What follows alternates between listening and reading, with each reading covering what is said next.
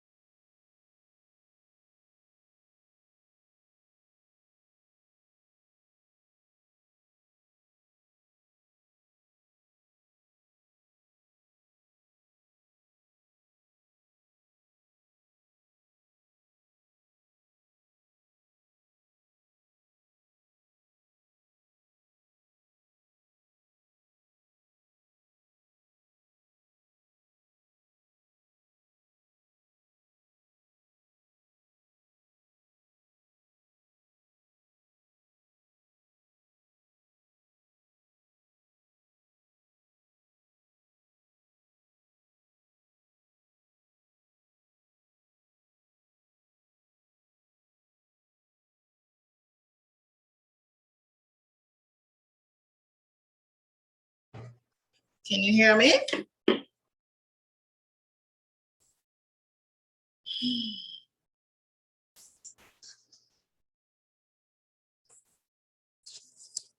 I don't know if that's me or her at this point. Somebody's having technical difficulty.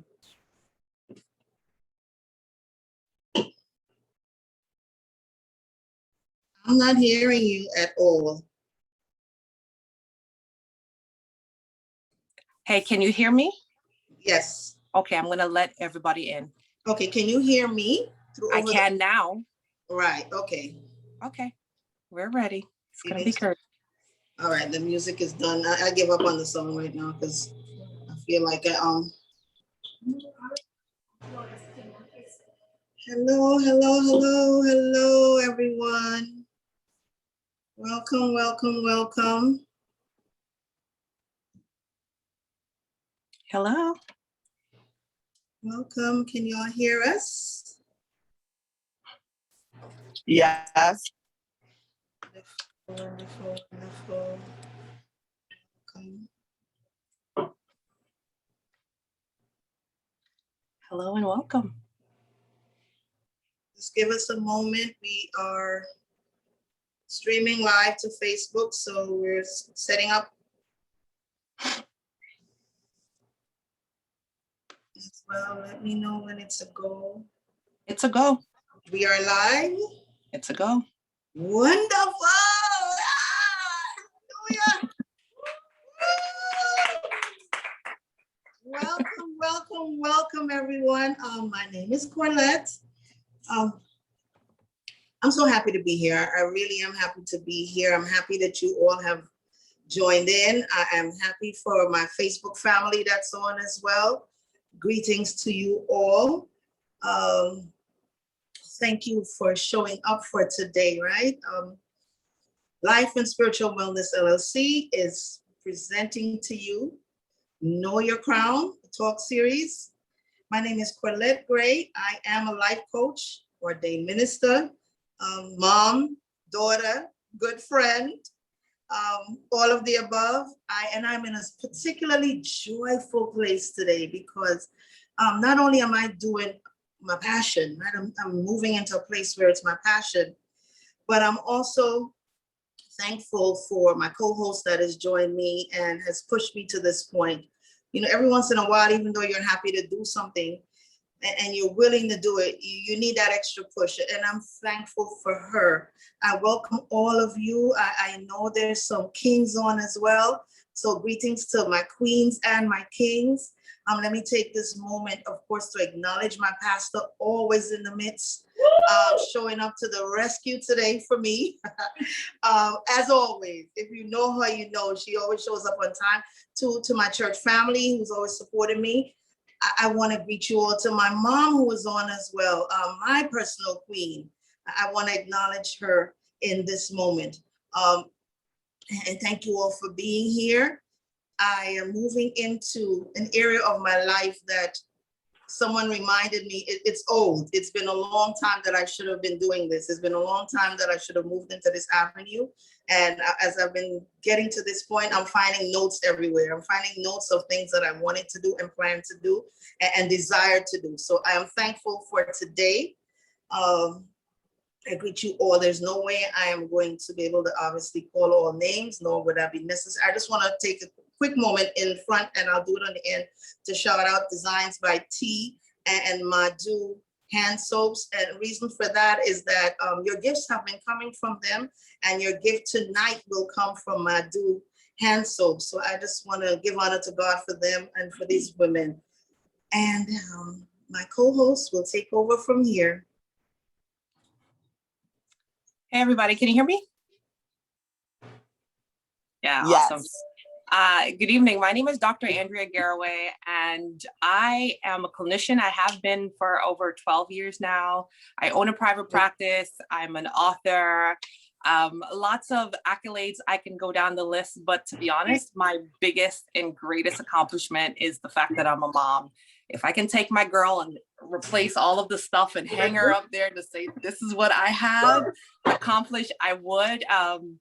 I am overjoyed to not only be here as a co-host, but most certainly be here as a silent voice in my sister's ear. As she's noted, it's well overdue.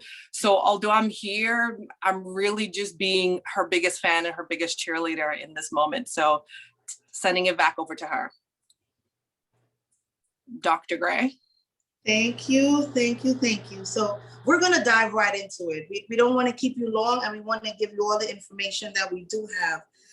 So my portion is Know Your Crown, right? But mine is going to be a little bit about why do we settle for less? Why have we chosen to settle for less than we deserve, less as queens, and less as women of God, less as women in general? So I want to talk a little bit first about the crown and what it symbolizes. So it says that a crown is symbolic of it's a headgear that is worn by monarchs, Crowns represent power, it represents your glory, it represents your authority, it represents royalty, it represents sovereignty. It says, through history, crowns have been the primary image for authority and honor. In the Bible, we know that it is God that crowns each person, right? Or you get your crown, and the true crown comes from the connection and relationship with God. While I'm speaking to you, I want to interchange a little. So if you hear me shift between your worth or the authority or your purpose, it's all going to interchange with knowing your crown.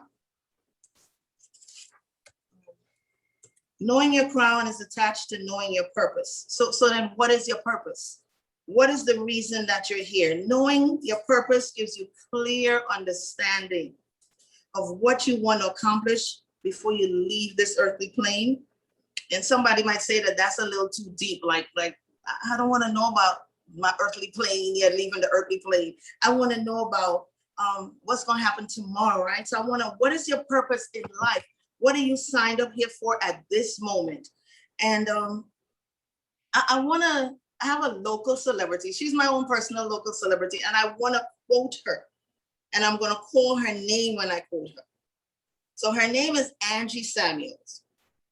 And she said one morning, right, in prayer, that she said to God on a specific day, she asked him, why did you wake me up today? What would you have me to do? She was seeking her purpose from the Creator, seeking to understand her crown, her authority, her relevance in society. The thing that happens to most of us a lot of times is that we know that we say, I'm a queen. I know I got this. I deserve better. But if we don't spend time connecting to our purpose, if we don't spend time loving ourselves, getting to know who we are, getting to be more connected with who we are, how do we do that? But before we even do that, do we understand what that means? I was studying today a little bit, touched on fearfully and wonderfully made, that we have to I am, say that to yourself, I am fearfully and wonderfully made. And do we understand that it is from the beginning, God took time to create us in our wonderful purpose. He took time to make us great. We are great because he created us to be that way.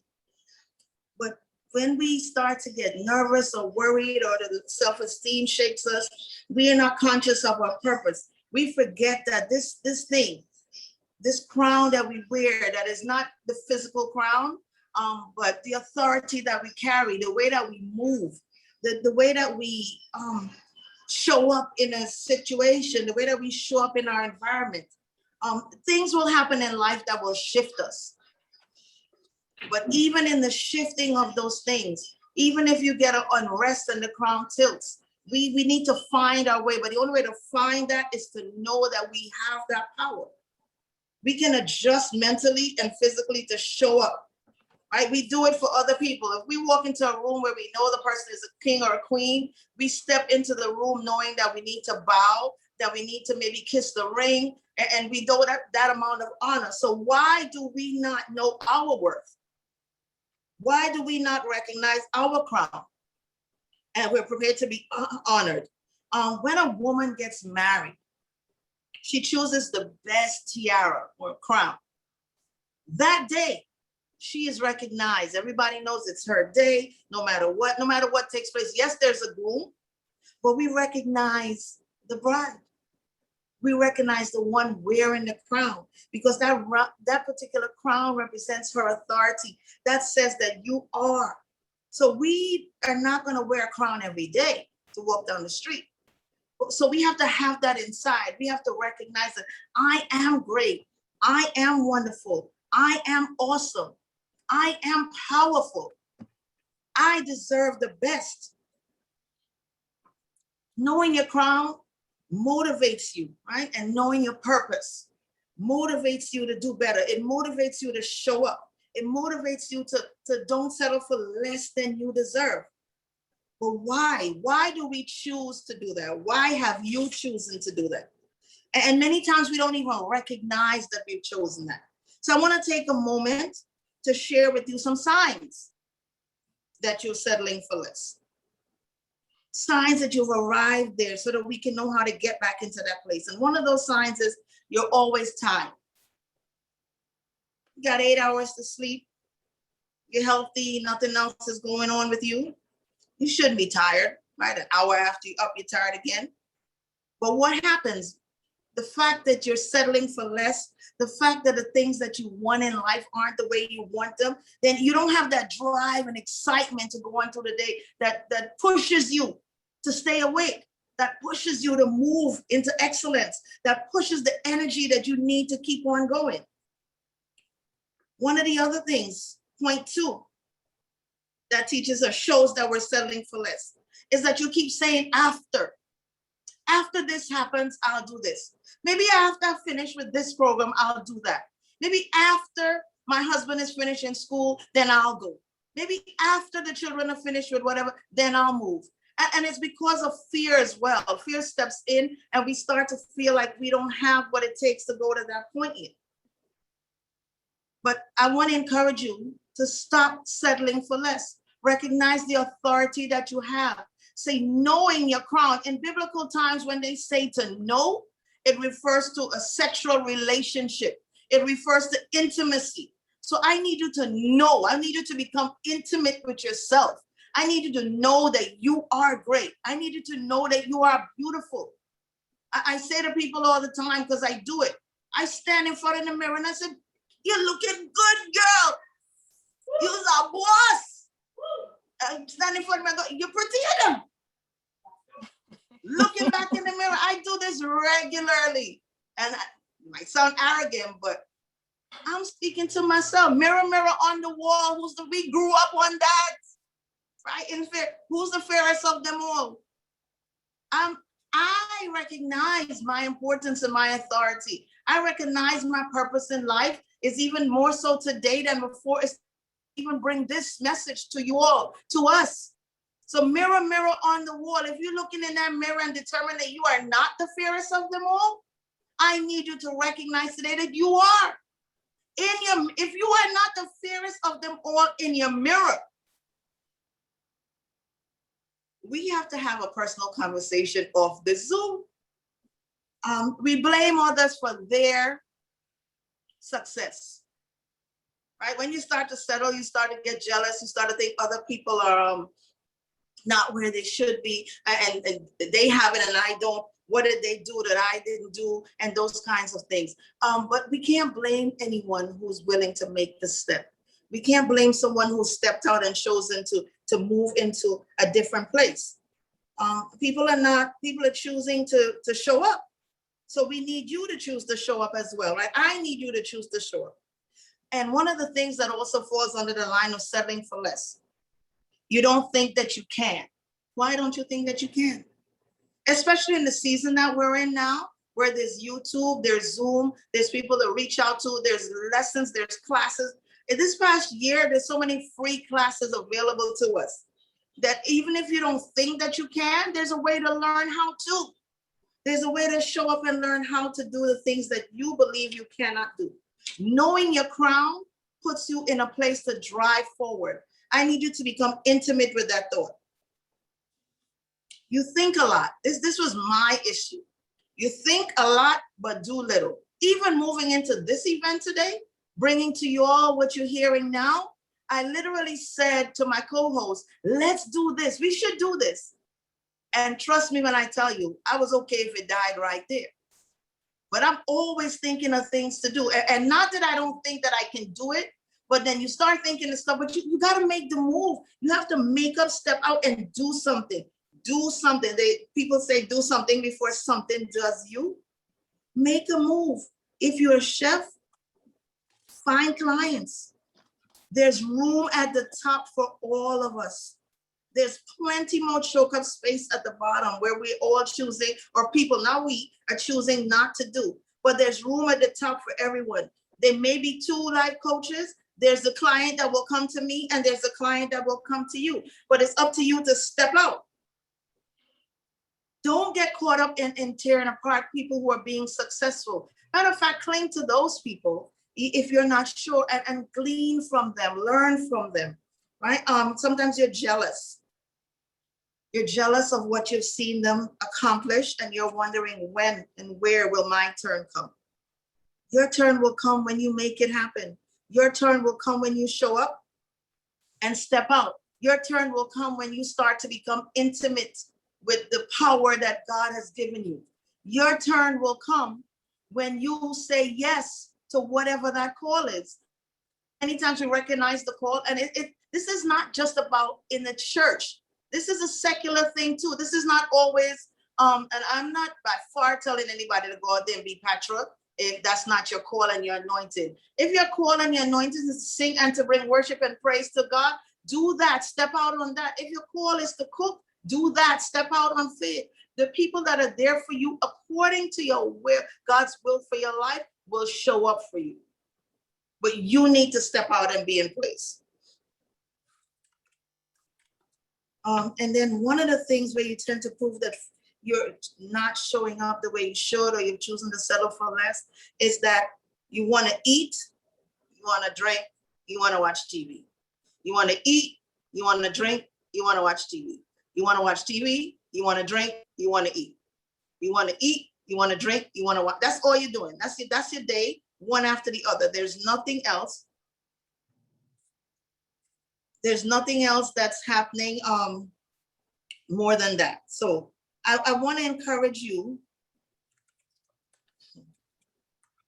to do something different. Break out of that cycle. Break out of the moment where all you're doing is the same thing every day. Do something do something different with your life. Everyone seeing the live, somebody give me a thumbs up if you are able to log in and see the live as well. Please, somebody thumbs up me if you're able to see the live, Facebook Live. All right, excellent. Got it. I want to make sure that it's on. Find out when I'm halfway through what I'm saying. I just want to encourage you all. I want to certainly encourage you that if you don't know your crown, it's a very interesting topic. I know, even when we were trying to figure out how we're gonna what we would name this topic, and the God was giving us different thoughts. This one stuck because there are too many women, especially us, we as women, who don't recognize the authority that we have, or we're not happy with ourselves enough. And I want to encourage you that if you're at a place where you're not happy with yourself, I can encourage you to talk to me. I'm here to share my information and to help you where that is concerned. But even if I'm not around, practice the I ams. Take your deep breaths and practice. I am powerful. I am awesome. I am fearfully and wonderfully made. I am a child of the King.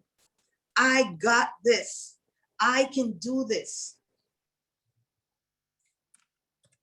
I am faithful. I love me. That's something I post every once in a while. You'll see I drop, and now I'm getting to like pictures. I will post, I love me some me. Too many times we know the crown, we know our purpose, we know who we are, and we know what we're called to do, but the love for ourselves, at times it is missing. I want to encourage you that if you're not loving yourself, that you learn how to love yourself. You learn to look and say, I am beautiful. I am awesome. I am a woman of God. I am Corlette Gray, owner and founder of Corlette Gray Life and Spiritual Wellness LLC. I thank you for listening to me today. I thank you. I pray that something that you got out of this, or something that you heard, stuck with you.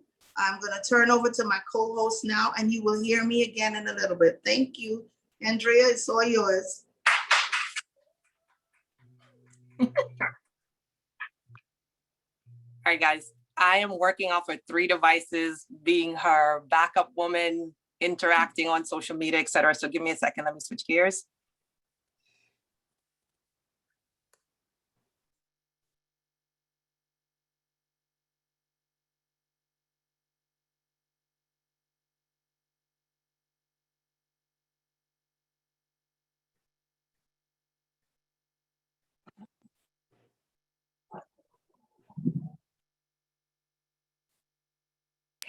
I just switched computers. Can you guys hear me? Yes. Perfect. Okay.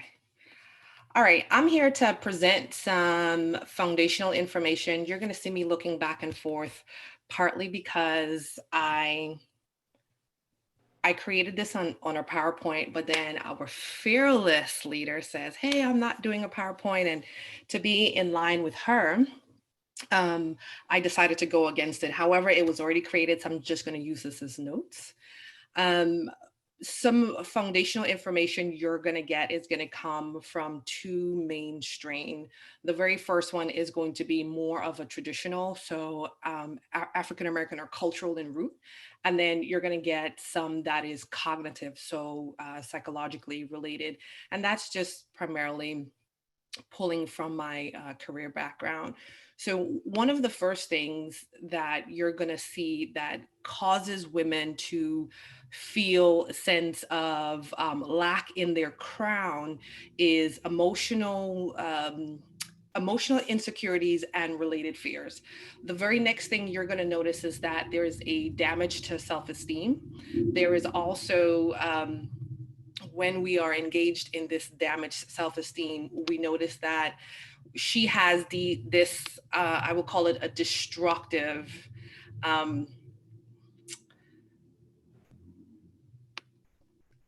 she's destructive to the point that she can deteriorate nations. Contemplating on how to say that, but that is the best way for me to be able to say that. She's stubborn. We are very stubborn. We want our own way.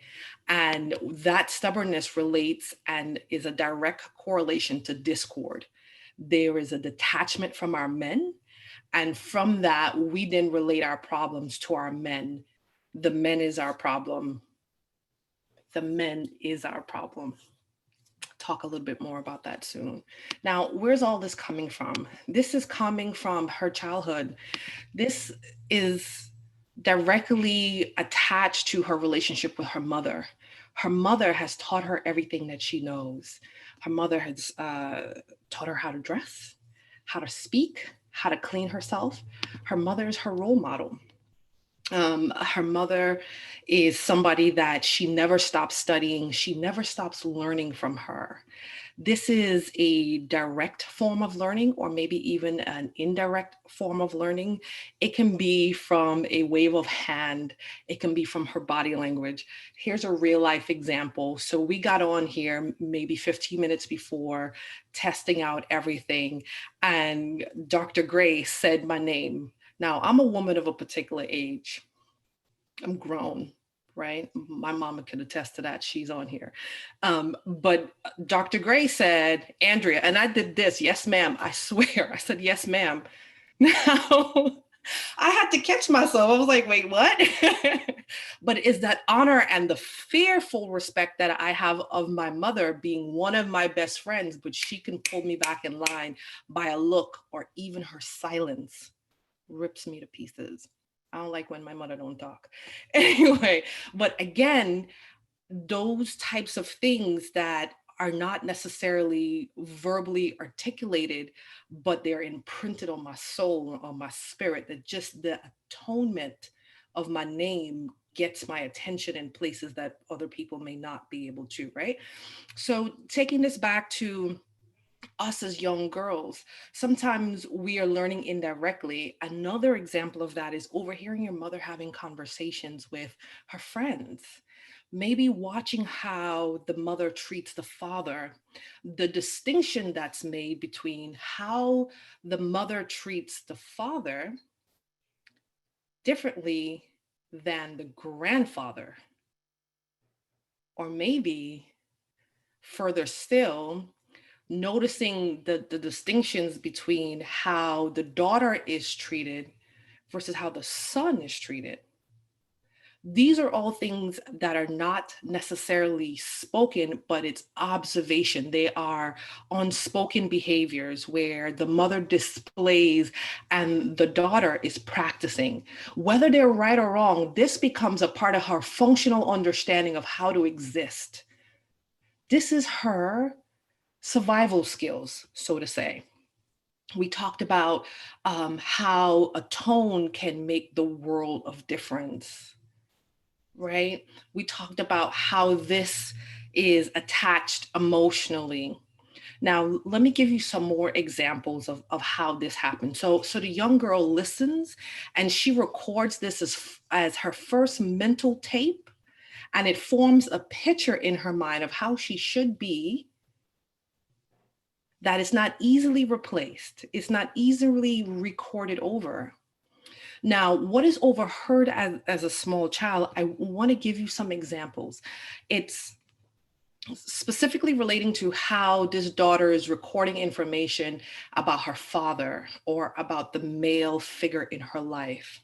The mother may say something like, "Oh, he's just your stepfather. He ain't your real father." Or, "I don't care about what your father say, is what I say. Listen, I don't want to hear his mouth. So let me just do whatever it is we have to do because I don't want to have nothing to say to me. He makes me sick. He could be a man out there, but when we come in here, I is the woman of this house," right?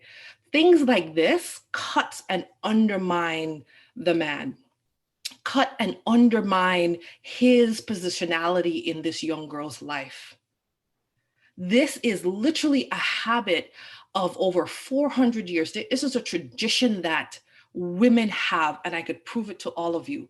Almost everybody, no matter what culture, no matter what race, have heard the term or the adage, "Go ahead and save or pocket a little bit of vex change." Well, let me see some hands. Anybody ever hear that in any iteration of that? Some vex change, some mad money, squirrel it away from the man. You can't, he can't know what you have. What is it? A next adage: left hand ain't supposed to know what right hand doing. These are all lessons that the young girl are taught that points and plant seeds of insecurity. Now, let's take this a little bit further. This young woman, as now of an age of dating, and she has done her best to vet this partner. And she's gotten to a place where she trusts him enough to go out on the date with him. She want to go out with him. But in the back of her mind, or even if her mother or her guardian, her grandmother is around, the grandmother will say, "You got your cab fare, your exchange, your mad money." What does that do to this young girl? This creates a sense of insecurity that her best efforts, her most intellectual advancement to vet this man, to determine that he is suitable to even sit in her company, the grandmother, the mom, the guardian, the loved one, say, "No, no, no, no, no. No matter what happened, no matter the fact that you determine this man is safe enough to go out with, he's never really safe enough because he's unreliable. You can't trust him. You have to now take care and secure yourself." That have two damaging effects. One, you've just taught her that she must be insecure. She must not trust herself because her best vetting is not good enough. You've just taught her that she cannot truly, selflessly love and honor this man because he's going to let you down. He is unreliable. He's not to be trusted. Now understand what we have just done. We have planted the seed that your daughter cannot truly connect intellectually and, or more importantly, spiritually with her God. Her God, he, as most traditional religion quote him as a man. You can't necessarily trust him. So even if you're telling her one thing out on one side of your mouth, on the other side of your mouth, you're planting seeds of insecurity and doubt. Man will always let you down. There's this severed connectivity beyond that. So that is more, it's more of a traditional standpoint. Let me give you guys some cognitive functioning relating to this. So have you guys ever heard of attachment theories? attachment theories, there are several iterations of this, and I'm just going to give you the basic in the interest of time. Talks about what types of attachment do we have to ourselves and to our loved one and our partners. Attachment styles develop with all relationships, right? And you mostly see this happening or forming from 7 to 11 months, where that child is learning whether or not to have an anxious attachment, an avoidant attachment, maybe even a secure attachment, because of the consistency and the reliability of the first bond. So our first bonds, which is primarily the bonds of with a mom, not excluding dads, but primarily with mom, especially in suckling age, 7 to 11 months. That's when the child gets a taste, a sense of loving stability, consistency. And once that is absent, it shapes and reforms brain development. Now, Andrea Garraway did not come up with this, right? This is studies that have been replicated, etc. And when we think about it, right, we are teaching as women, both genders, not to trust or rely on each other.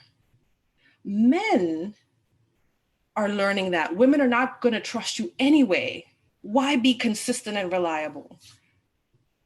Women are learning that men is no good anyway. Why trust them? So you notice that there is this cycle.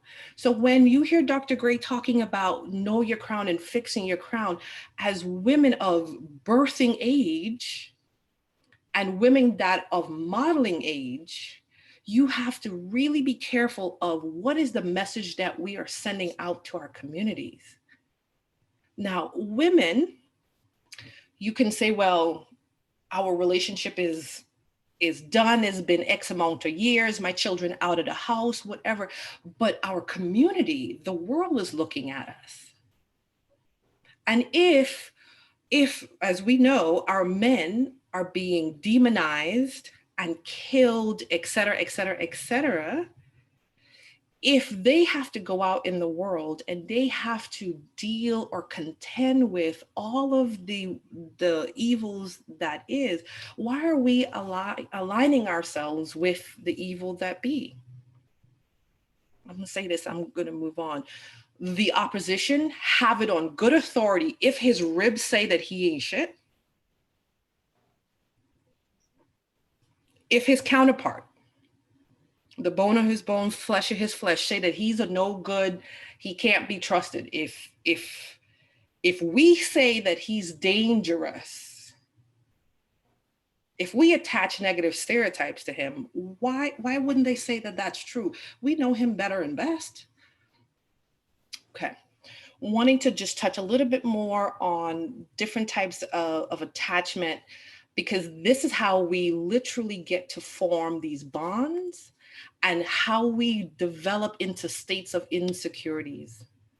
When we know that our needs may sometimes be met, we have anxious attachments, where if the child is crying, for instance, I'm just giving a historical example. If the child is crying and the child isn't on a schedule, for instance, the child have this thought that he or she needs to always be hungry and cry for validation of hunger. So whenever the meal gets there, the child would not starve. Survival of the fittest. Right. Then there was something called avoidance attachment. And that is a form of insecure attachment that's marked by fear of intimacy. Many of us, men and women, have fear of intimacy. Why do you think that is?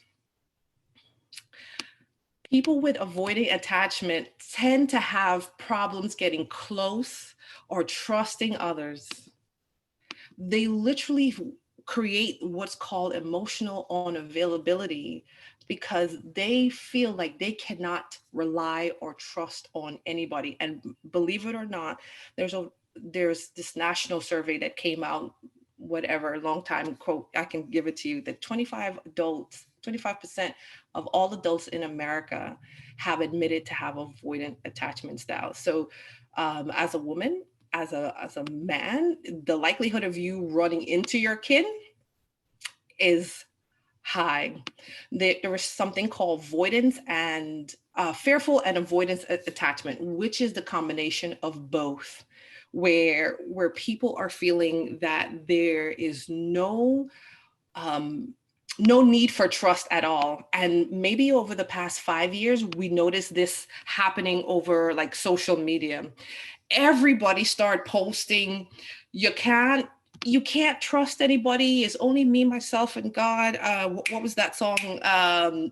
Day ones, no new friends. But the thing about it is, these people desperately crave affection, but will avoid it at all cost. The likelihood of you yourself or your partner being one of this that's fearful avoidant is high. Tell me, why will a relationship like this will not be disorganized, will not be riddled with insecurity, will not be riddled with challenges of competitiveness, of everybody fending for themselves? Where is the union? Right? Now, any style that's not a secure attachment is an insecure attachment, which speaks to one's insecurity at their core.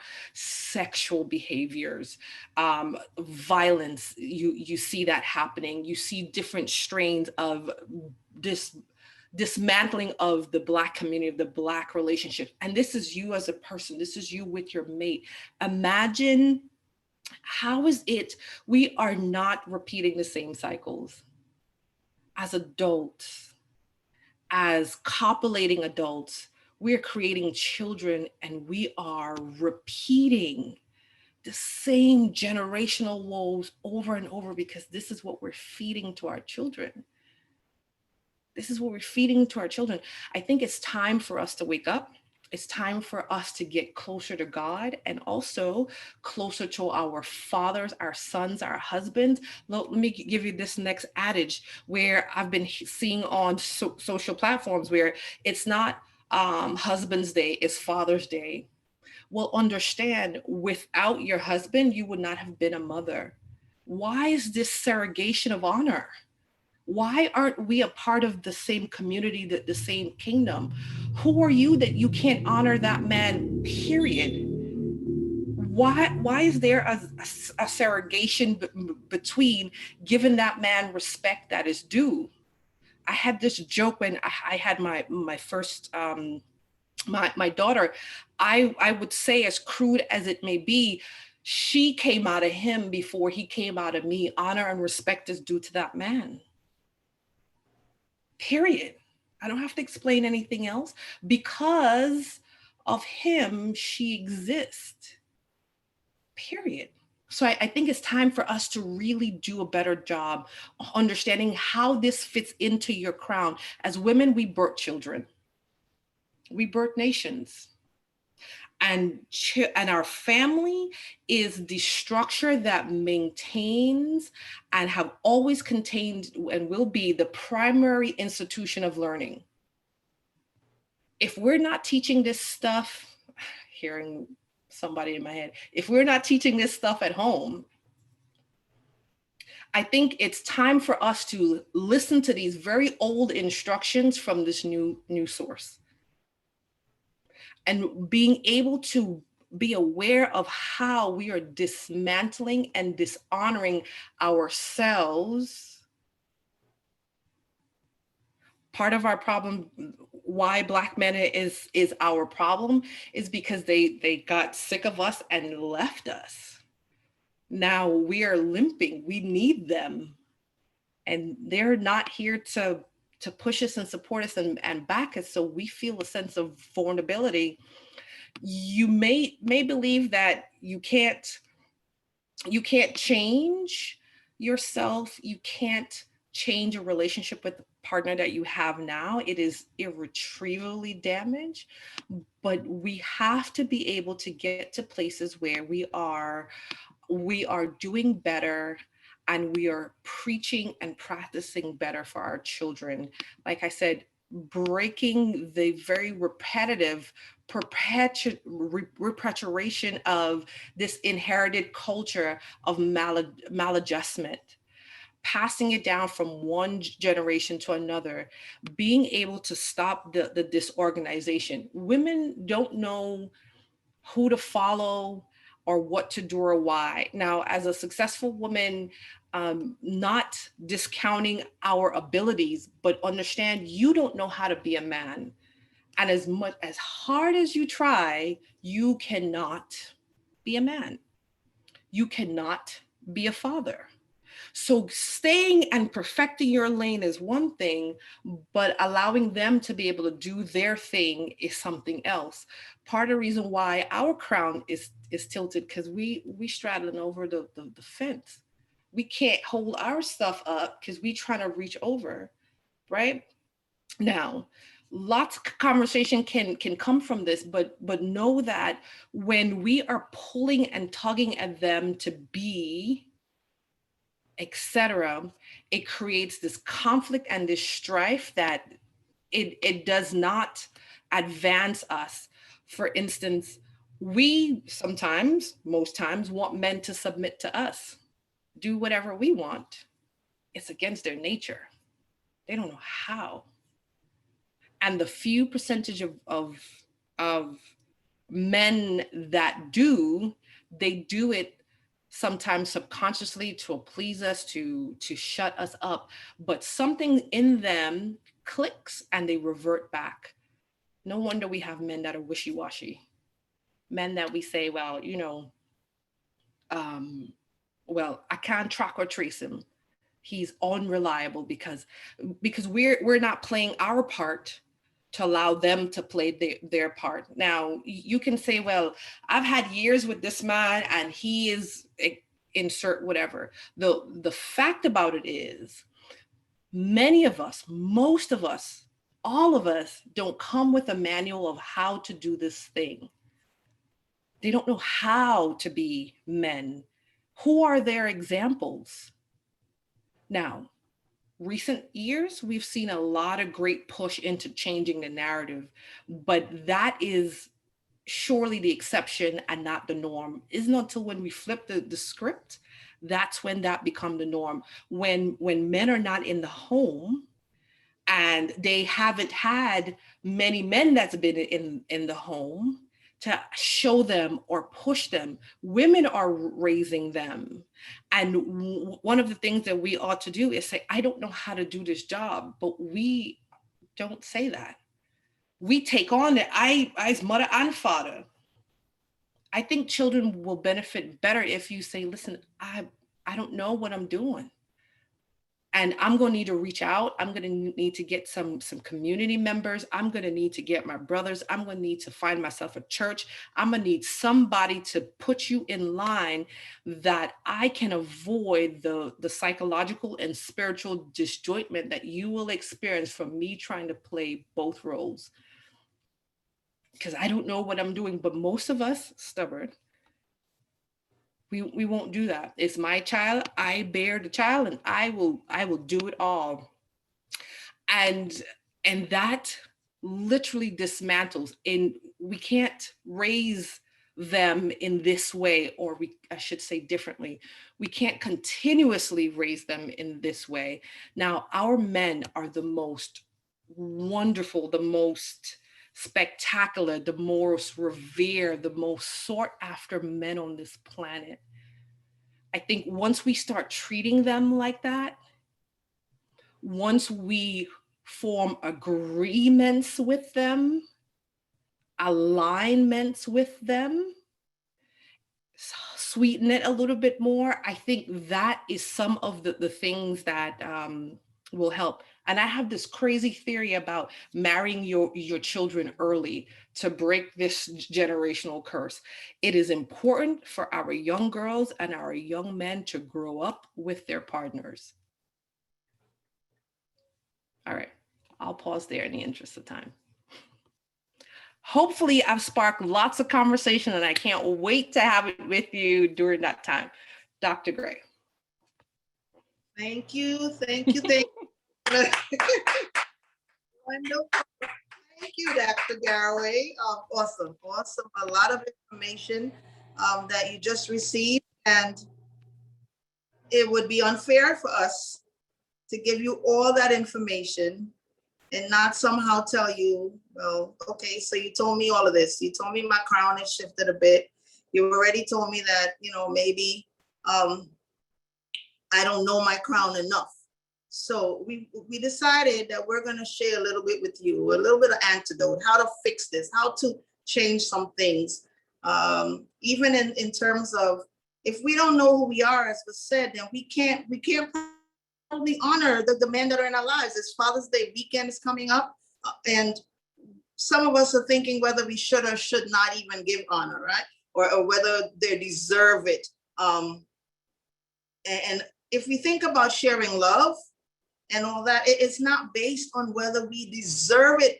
A lot of times, if we think about the love of God, if it was totally based on whether we were the right people or whether we deserve it, on many occasions, we would fall short. But show up to show love, show up to show kindness, just because it should be coming from your heart. Doing the thing, knowing your crown makes it that even though you may not be the person I think you should be, if you're in line with the person that God has called you to be, or you're working your way there, then I can still honor you. I can still show you love. How do we? I just want to share. I'm sharing a couple of antidotes with you. How do I stop? How do you stop settling for less? How do you get to the point where you recognize that I need to make some changes? How do you get to that point where you recognize this self-worth? And one of the things that happens is that we spend too much time comparing ourselves to others. So no matter how hard you try, you're never going to feel worthy if you keep complaining about what somebody else has done. If you keep seeing yourself through somebody else's eyes, if you keep trying to compare to what you see on social media. We see pictures, we see how fit someone should be, and we think that, oh my God, the way they're dressed, the way they look. As a matter of fact, it's happened to me. It's happened to me. I have been watching Designs by Tees advertisements for the longest time, and I'm like, today I'm wearing one of their T-shirts. So is Dr. Garraway, and I'm like, is their T-shirt gonna look good like how I find it looking good on other people when I've seen the advertisement?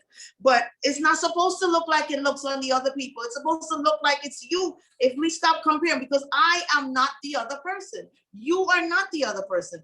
Andrea's T-shirt is not looking like Colette, right? It may have the same information on it, but her wearing it will be totally different for several reasons. So we gotta stop comparing ourselves. If this sounds like you, then I encourage you, take a break from social media. Take a break from the pics that you're seeing, and get mindful into things that remind you of who you are. And remember one thing, that people really only post what's the best things about their lives in social media. That when you start comparing yourself to them, everything else could be a mess. But they only want you to see the one or two good things. And now you're drawn to that. And many times when you draw to that, your lifestyle, your story is far better than theirs. But because it looks like it, we tie into it. One other thing I want to share with you all. Two other things, actually. Two other antidotes I want to share is make things happen. Make it happen for yourself. If you're not happy about it, now that you know what you want, right? I'm hoping that you gain something, that maybe you understand a little better that what your crown is, or that you have authority. Let's say that, because maybe I didn't think I had the authority before I heard Colette talk, right? Maybe when I came on here, I wasn't sure where I stood, but now you've come on and you've heard me say that you have the power. The power is already given to you by God. You are fearfully and wonderfully made. You are great because God made you that way. You are perfect because you are made in his image and likeness. Take time to search out your purpose. Once you know your purpose, go get it. Go get it, go after it, make it happen. Things are not always going to come easy. There's some things that are going to be difficult, but if you try and keep trying, if you connect with people, trust me, there's so many sisters out there. There's always going to be somebody willing to pull down no matter where we are, but there's plenty more willing to lift you up and build you up and support you. You'll get through. Develop the confidence that you need for whatever that thing is. Practice it at home if you must. Get in front of the mirror and just keep practicing whatever it is. Train yourself to speak better. Train yourself to make eye contact. If it's going to be someplace where you find yourself having to speak to people, whatever it is, I encourage you to go get it. Shift your crown back in place.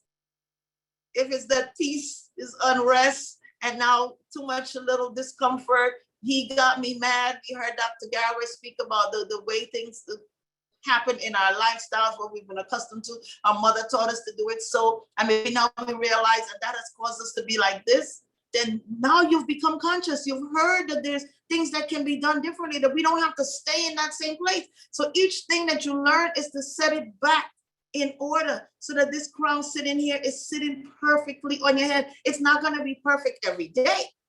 There are going to be some days when you may have some things that shift.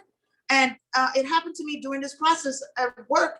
And I turned around and I text Dr. Garraway and I said to her, no, I had like a crazy day, but I've shifted my crown back in place with peace. Connect with whatever that thing is need for you to get back into place. Last, I want to give you, only you can define you.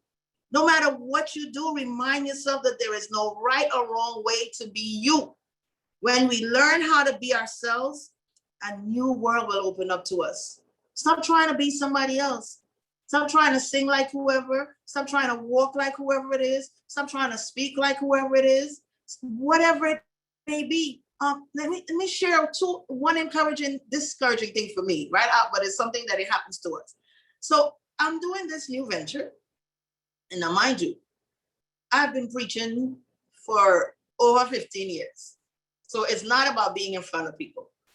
I've had the opportunity to do pastoral counseling, all of that. So it's not about any of that. But somehow stepping into this new arena had me nervous. So someone that I look up to and I consider to have already attained that, posted the other day, again with this social media that will throw you off track if you let it. Yes, we may be on Facebook Live right now, but if it's going to cause you to shift and not be where you need to be, then you need to leave it alone for a while. So somebody that I find wonderful, like awesome, that I think they show up every time, said that they are now a life coach. And that totally shook me for a moment because I'm like, oh my God, now they're doing it. Everybody's going to go to them, right? I want to say it like that because that's what happens. You have a thing that is yours and that God has called you to do it. And that is your talent in your field. And don't get shifted by who else is doing it. Do it your way. Only Corlette can be Corlette. Only Miriam can be Miriam. Only Amanda can be Amanda. Only Tamara can be Tamara. Only you can be you. A new world is going to open up, but just explore it. If you're not sure what it is still, explore your hobbies, your interests, the things. I enjoy helping people. I always say I got on the line twice when God was sharing out the gift of helps. But now I've moved into a place where I'm going to get paid for my passion. I said one other thing. There's one thing I want to share with you all real quick. If I can find it. And I stumbled across something about increasing our self-worth, right? And I just want to touch on it briefly.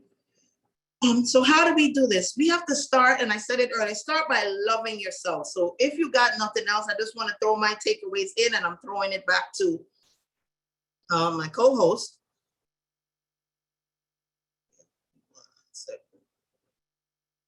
Regardless of where you are in life, it's not easy work. It's going to take work. It's hard. It's going to be difficult. But a takeaway, start learning how to really love yourself. Take time to know who you are, your flaws and all, and stand firmly in that truth. Don't try to hide them. Learn how to love the skin that you are in, even if you have hopes of changing your body, because everybody's going to work out or they're going to Dominica's, Florida, Santo Domingo, wherever you're going to make that thing happen. Learn how to love the skin you're in. Take time to reflect on your life experiences. I am positive that somewhere along the line, your purpose has already showed up and you just haven't connected to it. So knowing your crown is knowing your purpose, is connecting to it, is finding your center and staying there.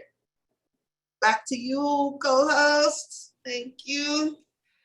Yeah, and in just connection with that, I would say do what makes you feel good. As much as um this is a lot to take in, right? This conversation is dense. It seems almost blamey. It seems one-sided. And you're right, it's true. We're dealing with women right now, and there's a different side of that coin. However, doing what makes you feel good really will take some awareness where what actually makes you feel good and not feel good in tandem with somebody else. As mothers, as nurturers, as lovers, we genuinely like to do things because it puts a smile on their face. Seeing them happy make us happy. Nothing like cooking a big pot of food and watching your children eat and enjoy that. You could be doing something else with your time. Several of you women probably figured that out by now. But the notion of that makes me happy, knowing that they're happy negates the idea of what do you like to do? What do you like about yourself? What makes me feel good? And sometimes what makes us feel good is not having to ask for a nice gesture, or having some of us literally want somebody to read our minds. And while we say that that's not a thing, it's actually a thing where you can teach your partner to love you in the way that you want to be loved, because that makes you feel good, right? Is learned behavior. Imagine this is all this is, learned behavior. As a therapist, I would call it cognitive restructuring of being able to know your worth. Stemming, that literally stems from what makes you feel good, right? So that's just one, in addition to what you've heard. Another one is not to beat up on yourself. It is so easy to get to self-denigrating places, even in the language that we speak. Oh, that was stupid. Oh, how dumb of me. We heard earlier about self-affirmations that I'm wonderful, I'm great, etc. A part of that cognitive restructuring, which I use with my clients all the time, is instead of saying, oh, I hate that, or that was stupid, or oh, shucks, I forgot, and that messed me up. And literally, we begin to form patterns of repetition that when we are in high stress situation, our minds go to that. Imagine instead, if I hate that, you say, I love it. Even in an error, I love it. That was wonderful. That made me feel good. Oh, wow, that gave me an opportunity to learn something new. Now, because of this, I now know what embarrassment feels like in this space. You take on a whole different approach to any situation. Literally, you become fearless. You are not afraid of your emotions. You actually embrace them. Your emotion unlocks part of your brain that without life experiences, difficulties, etc., you will not be able to tap into. Because of an experience, stumping your toe, you would know, well, maybe I need to go across the street, right? And what I love about all of this that you're hearing today, I want to emphasize, I don't think any of this is necessarily new information, but for many of us, we need a booster shot. We need to remind ourselves of things that are locked away and how to pull it out, and not just have knowledge that's dormant, but knowledge that is applicable. And we have applied them in real life situation. For us, we can talk a good game, but instead of living that and practicing that, it's a different story.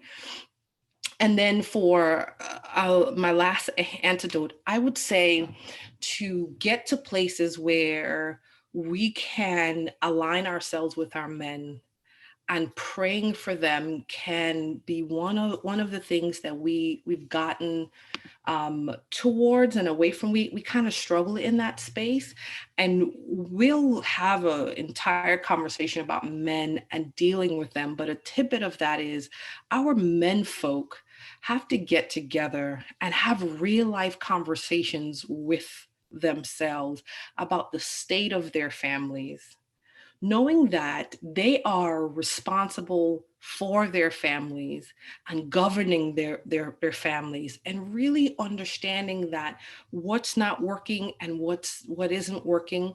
And I think one of the ways that we can get this generational change, both for our existing men and for our young men coming up, is teaching them how to respect their mothers, practicing respect at home, respecting the first crown, and teaching them what responsibility and obligation is at home. And then let's say that we need to have a convocation with these men, or whatever it is, even if it's in the small areas of what is it we need to do to become responsible fathers and mothers. Now, this shouldn't be a bashing conversation, because we do know that they have a plethora of responsibility to protect the family and support the family. And that is a difficult task when they don't have enough tools, wherewithal within themselves, cognitive capacity to even, and then the world and the state there it is. So one of the things that we want to be able to do to keep our crowns aligned is getting our men folk together. So those are my three. And I think that's it. I think I'll kick it back over to Dr. Gray, so she'll instruct me on the next thing. All right. So we want to do a little bit of the question. Does anybody have any questions? If you do, Conversations even. or just a thought you'd like to share. Come on down. Feedback? Anything? I think you can unmute if you're interested and say something you'd like. So I'd like to say, I think you guys did a great job tonight. I honestly think there were like 10,000 different topics tonight that can honestly each one take up, a new night for everyone, but they're all things that as families, particularly Black families, that we're experiencing. So I encourage you to dig deeper and to continue with this series, but I also want to encourage the listeners to actually use one thing and apply it. Pick anything.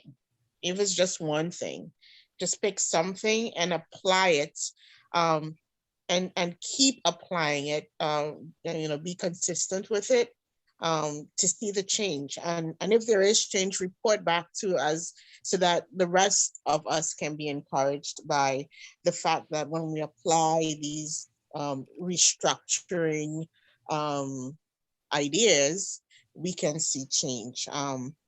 Because that saying, doing the same thing over and over and expecting different results means you're just crazy.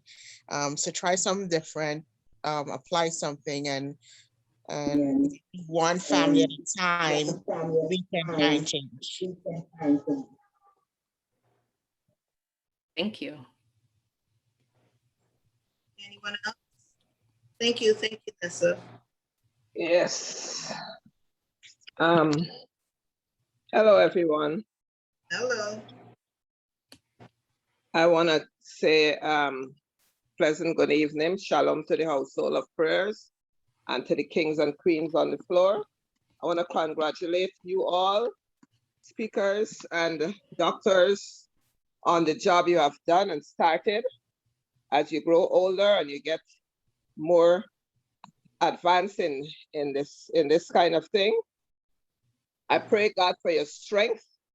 I pray God for your growth. And tonight being at the groundbreaking night of your new beginnings, I ask God to enlighten you more and to give you the message so that you could be able to share and someone could be able to have something to take away, even if it's a mustard seed, so that when they plant it, it could make something, a change in their lives. So I want to say congratulations to you, both Dr. Gary and Dr. Colette Gray, on your new beginnings. I want to raise a toast to you guys, and I wish you all the best, and God bless you in the future to come. Thank you, thank you, thank you, thank you. Thank you. Hold on.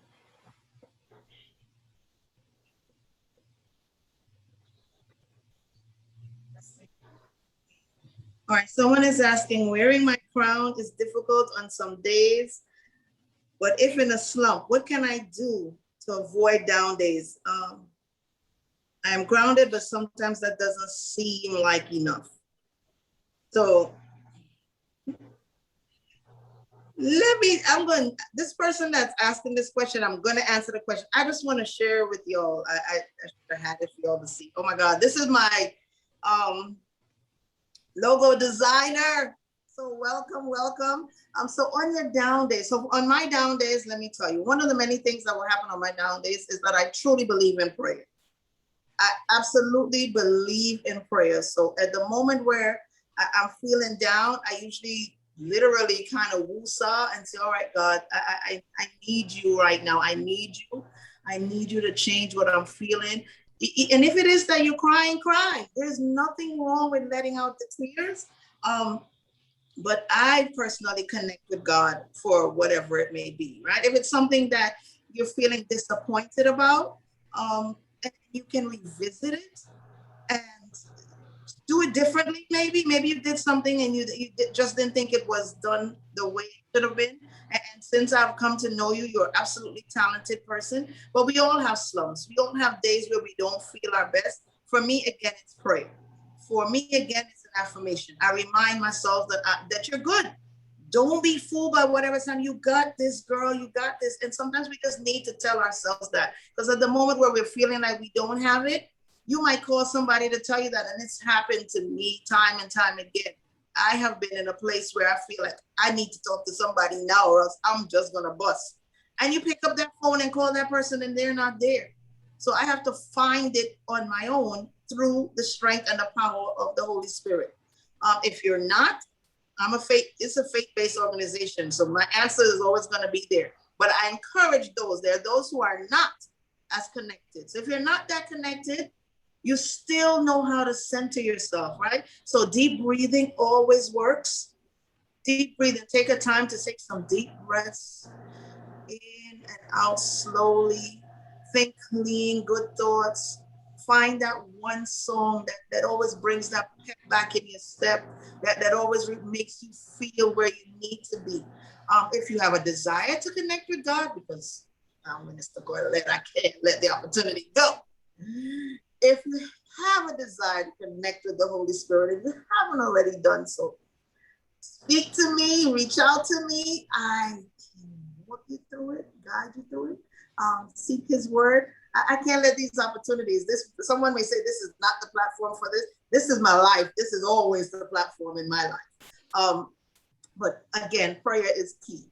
Prayer is important for finding a center. Yoga for some, if you can do that. If some people can't do yoga because they're going through pains, meditation, and not every meditation is connected to Buddhism. Meditation is about just finding that peaceful area in your life. And what I like about YouTube now is that they actually have meditation songs. You can find it and find something that brings you peace in that moment that you need it.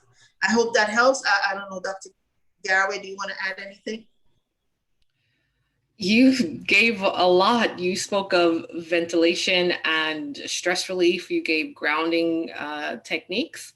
I want to maybe finite just a bit. Stress or down days, feeling stuck maybe, and I'm adding words to what you said, can dismantle or maybe create stagnation. And some of what you've heard are grounding techniques. And I want to add one more. It's something that's called thinking and writing. So instead of holding whatever the angst is in your mind, write it down. Sometimes we're feeling whatever it is we're feeling, but we can't articulate it. All we know is that we feel it. So getting challenged, I always quote the front part of your brain, your decision center, prefrontal cortex, getting there and go, okay, why am I upset? What's stressing me out? What's creating this down feeling? And let me write it down. Sometimes we might look at the paper and we're blank. And I encourage my clients when they're first starting out to just start scribbling. Why am I upset? Why do I feel like crying? Why does it feel like I'm experiencing heartbreak? And write it down. And what you would have done is whatever it is, you would have put it on paper and creating space in your mind to now think clearly and logically to move past that stuck point and go on to something else. Thank you. Thank you. Anyone else? Okay.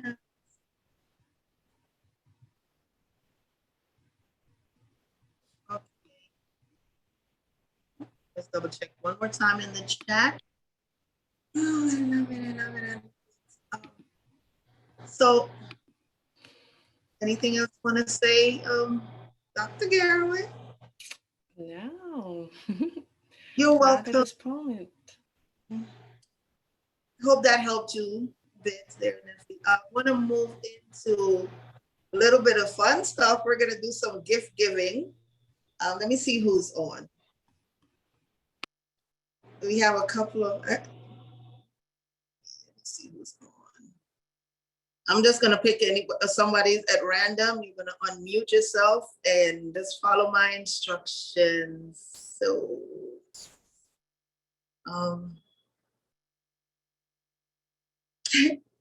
I see Sister Anne Marie is on. Here is your directive.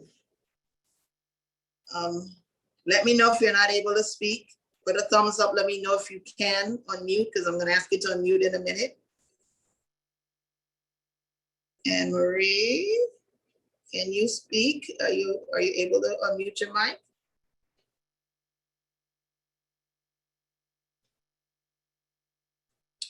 All right. I don't put a thumbs up. Let me know if you can. Oh, going once, going twice. All right, Nessa, I'm going to use you there, please. So you're from numbers 1 to 22. Pick a number from numbers 1 to 22 for me and just speak out the number, please. 17. Thank you. Bear with me a second. So person that registered, 17 person to register. It's not fixed, y'all. I swear it's not fixed. 17 person to register is Nadia Samuels.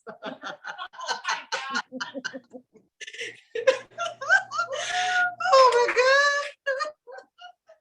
17 person to register is going to receive, this is so amusing to me for so many reasons. So Madu hand soaps is giving me,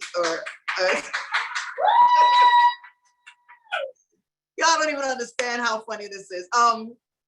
The gift is a gift basket from Madu gift soaps. I really love their soaps. They do an awesome job. They have Etsy. It's a mother and daughter team. It's our queens that have doing this business, and they do an awesome job, and they're good. When I tell you the packaging, the everything that's involved in it, the product of itself, the timely shipment, the customer service, they're all around. So I encourage you to support them. The gift basket. So one little mistake I want to say is that she actually sent me the picture of the gift. This thing is so funny. She sent me the picture of one to show for you all. And I said I wasn't going to use that one because that's actually one I ordered for someone already as a gift. So I didn't want to have it shown. But anyhow, you're going to get a gift basket. And they're awesome. So that gift goes to Nadia Samuels, she's familiar with Madu products. So if you hear her clapping in the background, that's why. I know Dr. Garraway has an incentive and option that she put out for gifts as well for registrants. Ready? Want me to do it, or are you doing it, Andrea? Go for it. Okay, so anyone here, so those who registered, is that you actually went to the registration form page and you registered, you received an email from me that said the additional incentive is if you invite someone to come on the Zoom today. Let me see your hand if you did do that. Anybody did? No, keep in mind, okay. There's two. Okay, Dr. Garraway is giving that gift. Oh, before she tells you what that gift is, I have one more thing. I just want to say this because I don't want to come off and forget it. And that is, along with life coaching, I want to be clear that I am not a counselor.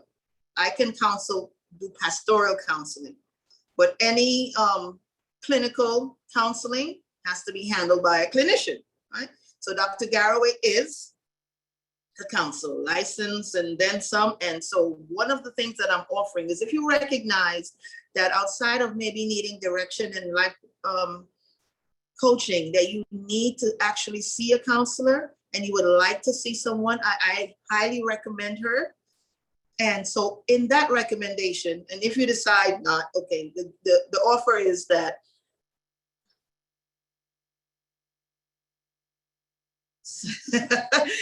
so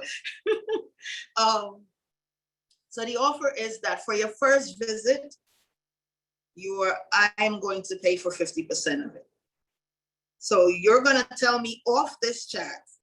And of course, most people don't want people to know that they're counseling, but be clear that I am above board and I keep people's business private. So the only people that will know that you're seeking counseling is myself and Dr. Garraway, and only because I don't even need to take that step, actually. If you want to reach out to her, can you drop your information in the chat, please, Dr. Garraway? I just think it's easier to reach me, whichever way. And then the first visit that you have with her, I am paying for 50% of it if you feel that you have a need for it, all right?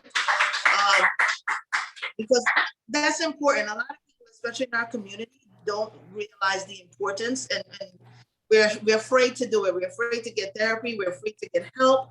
And so, or we don't have the money, or we think we don't have the money. Meanwhile, like I'll use shoes because I love shoes.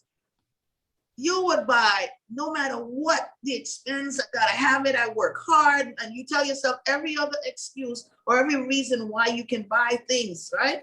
But then this is for you, this is for your growth and for your health. So if you see a need for that, it's giving back to yourself. It's helping your crown fall back into place, because sometimes the things that have your crown out of order is deeper than just, I don't like myself. It's I don't like myself because something happened to me in my past, that somebody hurt me and I haven't been able to get over that thing. And you need somebody to tear that apart and pull that apart and bring it, uproot it and heal and help you. And usually that would be a therapist. So that's my offer. And then Dr. Garraway is gonna talk about whatever her gift is for the person who invited someone. The gift of good health is phenomenal. So thank you for that. And my gift is it's called therapy cards. And pretty much what it is, it looks like a deck of playing cards for self-exploration. So you use this to get a deeper understanding of yourself and figure out why it is you are and why it is you function. So it's more journal prompts to get you to write, etc. And if you know that writing is not your thing, perhaps getting into the habit of leaving voice notes. We do not, as a community, do not appreciate or use the ability to be cathartic. Catharsis means dumping down and literally emptying the vat. What we do, we complain. We call each other, we talk a lot now, but we call each other and we complain. But we're not communicating in introspective ways that's going to allow room and space for us to take on new information and for us to grow, not only cognitively, but in this space spiritually as well. And we need that. So this is something that's going to facilitate that learning for you all. Thank you. I think that's it. I think that is it. I want to thank you. Anything else you want to say, Dr. Garraway? Yeah, if you permit me, Go ahead. I want to publicly thank you for allowing me to be a part of your venture. This is something that is near and dear to your heart, and to be able to entrust me to speak to your community and to be a part of your inaugural event is great. So I definitely want to thank you. I pray God for you. And I want to ask just everybody here to join me on doing one of the differently abled hand clap that says, yay, Dr. Gray, or maybe using our reaction and just showing her love and support. Many of you who have been loving her for years know that this is a long time coming. She has been rallying and supporting everybody else's mission. She's pushing everybody and she's coaching everybody except her. So to have her do this and to have her get here has been phenomenal to watch. How this was birthed. We talk and she says, you know what would be great? And mind you, she does this all the time. Let's do this, let's do that. And one day I was like, okay, then let's do it.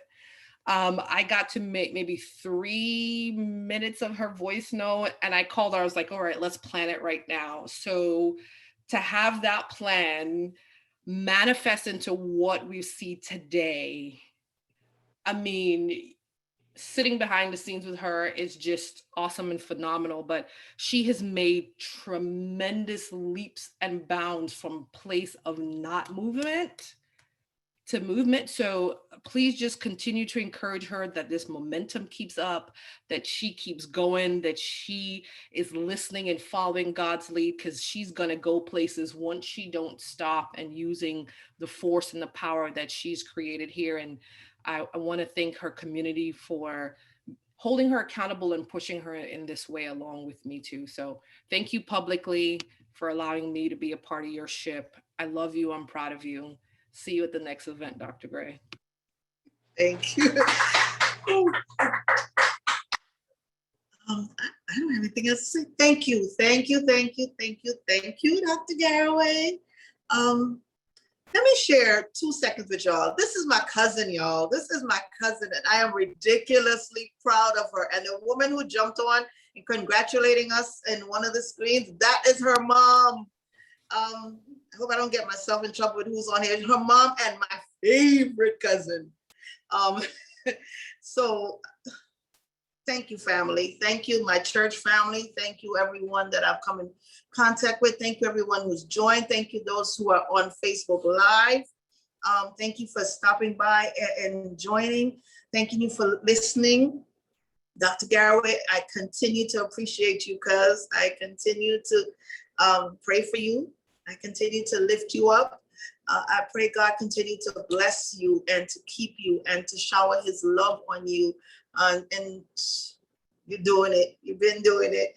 And I pray that you continue to do it. And stay tuned, y'all. Stay tuned for series 2 and 3.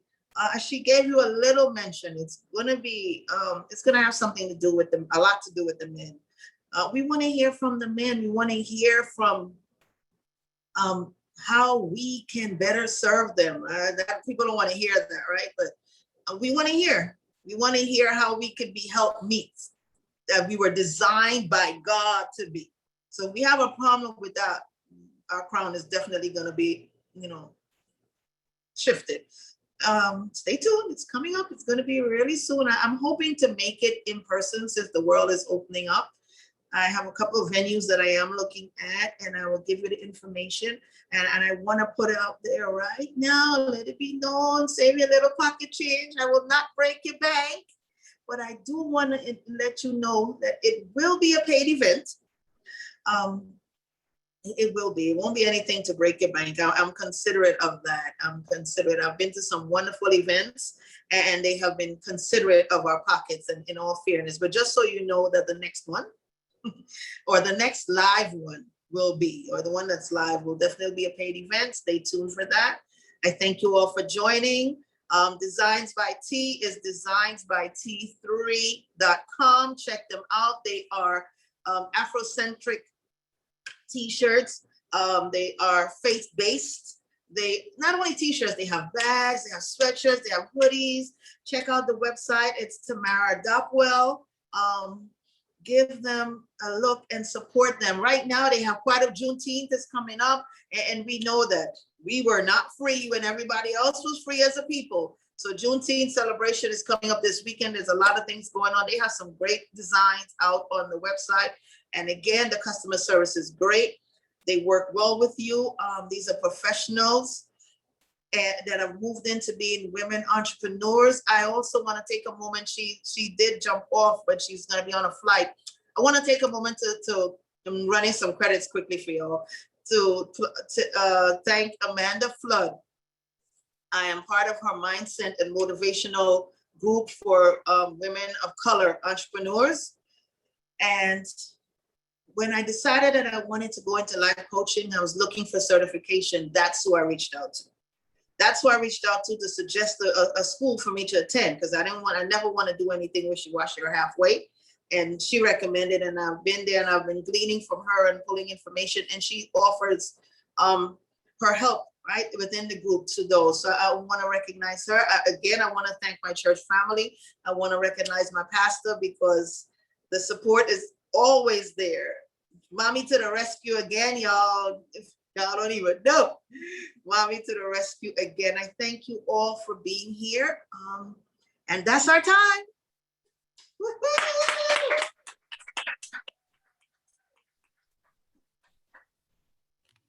God bless. Have a God good night. bless. Nice.